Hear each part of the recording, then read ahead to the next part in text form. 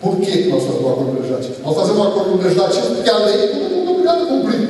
A lei tem amplitude nacional. Agora, uma convenção coletiva é para uma determinada categoria e nós não temos essa possibilidade de fazer isso sem cumprir com o seu termo. E aí caminhamos para essa discussão. Então, o processo ficou suspenso enquanto durante esse tempo todo nós discutimos. Não é? O Trombino participou de várias reuniões que nós tivemos lá em Brasília com a Confederação dos Trabalhadores, que é a CNTT, né? Trabalhadores de Transportes Terrestres, e a CNT, com todos os presidentes das federações participando, e nessa discussão nós então começamos a discutir o que seria a solução legislativa. Além disso, nós fizemos dentro da NTC lá em São Paulo uma outra discussão para elaborar tudo isso. Quando a gente buscou a regulamentação internacional, a gente começou a discutir o problema da imprensa. E como é que se fez isso dentro da NTC? Dentro da NTC, a NTC tem 23 câmaras de tipos de transporte, com especialidade de transporte. Então, tiveram lá, reunido com a Câmara de Agronegócio. E a minha colocação sempre foi a seguinte: olha, a CLT diz que você tem 8 horas mais 2 horas extra. Se a sua empresa funciona dentro desse horário sem problema, não tem por que ter mudança. Então, quem é que funciona dentro desse horário com relativa tranquilidade? É quem faz transporte urbano ou quem faz um transporte de curta distância, talvez até 100 km, aquela regra dos Estados Unidos que não se aplica 100 milhas, é por causa disso. Né? Então, essa regra, que já está na CLT, das 8 horas mais 2 horas extraordinárias, pode atender um grande número de empresas. Então, nós colocamos sempre isso, para a tua especialidade, para o seu tipo de transporte, isso resolve. Aí vem o pessoal e diz: olha, em princípio resolve, mas a gente tem um problema da carga e da descarga. Porque a carga e descarga não é uma coisa que eu tenho domínio, é do destinatário do embarcador. Eu mando para lá, o motorista fica 3, 4, 5, 10 horas esperando carregar. Ou 10, 12, 15 horas esperando para descarregar. Nós temos um outro problema, que é o seguinte: o motorista, embora seja curta distância, você para no barreiro fiscal, fica 4, 5, 10 horas no barreiro fiscal. Então, nós estamos levantando todos os problemas. Né? E à medida que fomos levantando o problema por especialidade, o pessoal de longa distância, o pessoal do Rio Grande do Sul, não, meu motorista sai e vai para Belém, ou sai de Belém e vem para Porto Alegre. Essa viagem é de uma semana, de 15 dias, ele passa 15 dias fora. Como é que é o descanso semanal dele? Como é que eu vou controlar o descanso dele diário? Como é que é a jornada dele? Vamos ouvir os motoristas. Quantas horas você quer ficar parado no posto esperando para ter um descanso de 12 horas, de 11 horas diárias, que a CLT diz? Não, eu não quero ficar parado 11 horas, eu quero voltar, eu quero chegar em casa. Então nós estamos levantando problema por problema, discutindo com os empresários, discutindo com os autônomos a mesma coisa, não queremos ficar parado 11 horas, nós queremos voltar. Então fomos colocando todas essas questões, discutindo com a Confederação dos Empregados, discutindo com os autônomos e discutindo com o Ministério. E chegamos a isso. Como eu disse, o projeto estava lá, era o que regulamentava a profissão de motorista, então tem alguns artigos que tratam da profissão de motorista. Integra a categoria profissional dos motoristas, aqueles que exerçam atividade com vínculo de emprego, dessa regulamentação era o motorista com vínculo de emprego. No transporte rodoviário de passageiro, carga, motorista de categoria diferenciada em várias atividades ou categorias econômicas, e ainda operadores de tratores, equipamentos automotores destinados à movimentação de cargas. É isso que a lei regula em relação à profissão de motorista. Próximo. Ela estabelece alguns direitos para o motorista: acesso ao programa de aperfeiçoamento, atendimento de saúde no SUS, principalmente as enfermidades típicas da profissão, responder por prejuízo patrimonial decorrente de ação de terceiros só nos casos de dolo ou presídio, e receber a proteção do Estado contra ações criminais que sejam dirigidas no exercício da profissão. Próximo. Jornada de trabalho e tempo de direção controlados de forma fidedigna pelo empregador, que poderá adotar diário de bordo, papeleta, ficha de trabalho externo, meios eletrônicos idôneos instalados no meio para critério do empregador. É um direito dele ter um controle fidedigno. Nós vamos ver depois também a obrigação dele controlar. Um seguro custeado pelo empregador com cobertura dos riscos inerentes à atividade no valor mínimo de 10 vezes o piso salarial da sua prefeitura. Isso foi uma das questões que nós tivemos que negociar. Houve uma necessidade de uma reunião ampla lá na confederação. Isso é uma reivindicação de que eles não abriam mão. Então, isso estabeleceu. A partir da vigência da lei, as empresas terão que fazer seguro obrigatório para os seus motoristas. Próximo. Deveres do motorista. Ele traz deveres para ele também. Estar atento às condições de segurança do veículo, conduzir o veículo com perícia, prudência e zelo. Isso tudo está no Código de Trânsito, mas também está repetido na lei. Né? Respeitar a legislação de trânsito, em especial as normas de tempo de direção e descanso. Nós vamos ver, a lei trata isso com detalhes. Zelar pela carga do veículo, colocar-se à disposição dos órgãos de fiscalização da via pública, cumprir o regulamento patronal que disciplina o tempo de direção e descanso. Isso também é importante. Próximo. Submeter-se a teste e programa de uso, não é AE, programa de uso de droga, de bebida alcoólica instituído pelo empregador com ampla ciência do empregado. E o não cumprimento do regulamento patronal ou recusa de submeter-se ao teste é infração disciplinar passiva de penalização na forma da lei daquilo que está na CLT. Essa questão do exame de bebida alcoólica e de droga, houve uma discussão muito grande sobre isso. Primeiro, com os empregados que não aceitavam em hipótese alguma que isso estivesse na lei e diziam que é inconstitucional, que ninguém pode produzir prova contra si mesmo e coisas desse tipo.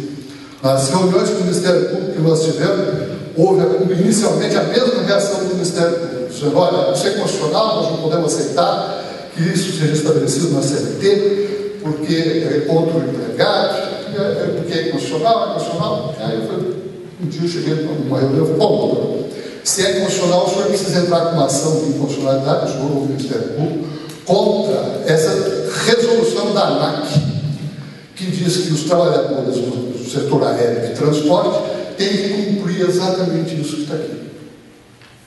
Aí ele viu que tem uma regulamentação da ANAC que estabelece a obrigatoriedade de submeter a um exame, né, de droga e de bebida aos trabalhadores de transporte aéreo. E eu falei: além disso, eu tenho uma outra questão que é a seguinte: essa não é uma questão para proteger a empresa, isso é para proteger a sociedade. Porque o motorista, quando dirige um ônibus e bebe, ele está colocando em risco os 40 passageiros que estiverem dentro do ônibus, exatamente igual ao avião.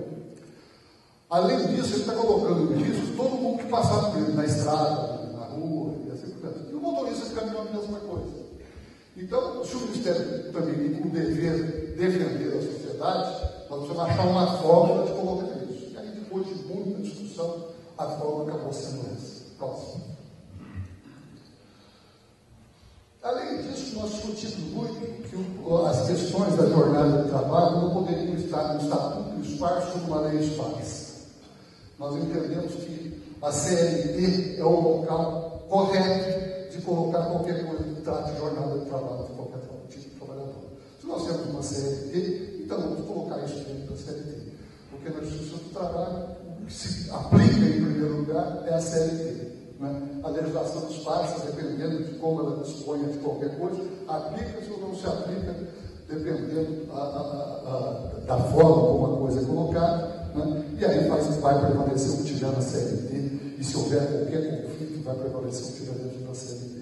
Então, nós chegamos à conclusão que a lei, embora tratando da profissão do motorista, daqueles artigos que nós falamos, ela precisaria tratar da jornada de trabalho dentro da CLT. E aí, então, acrescenta lá uma nova seção, próximo, com os artigos que tem como regra jornal as 8 horas diárias, 2 horas extraordinárias, 44 horas semanais e repouso de 11 horas. Essa é a regra geral também em relação ao motorista. Próximo. Cria-se ali, nessas regras da CLT, um instituto novo, uma figura nova. Mostrei que existe na legislação do Chile, existe também na legislação europeia, que é o tempo de espera, definido como sendo as horas que excederem a jornada normal de 8 horas, e o motorista ficar aguardando para cá, ou está aquele problema que diz que foi levantado, no embarcador, no destinatário, para a fiscalização da mercadoria transportada em barreiras fiscais ou alfandegárias, não se computando o tempo de espera como hora extraordinária.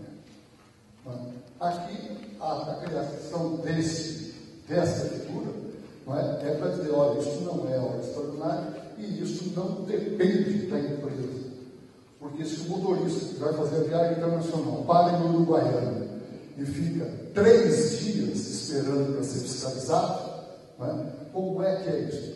São 3 dias de hora extraordinária? Essa era uma questão específica do segmento do transporte, que então precisaria ter uma solução legislativa próxima. O tempo de espera, óbvio, que pode ser de graça. O motorista não pode ficar lá esperando, ele não está na casa dele, ele não está livre para fazer o que ele quer, ele ficar ali esperando, ele precisa ser remunerado. Qual a remuneração? Depois também de ampla discussão e negociação, se estabeleceu. É indenizado a hora normal mais 30%. É um pouco menor que a hora extraordinária, porque a hora extraordinária é 1 mais 50%, mas é mais do que a hora da jornada normal de trabalho dele. Então ele vai ficar à disposição além daquelas 8 horas, aguardando a carga da descarga, mas ele vai ser remunerado com uma acréscimo. Próximo.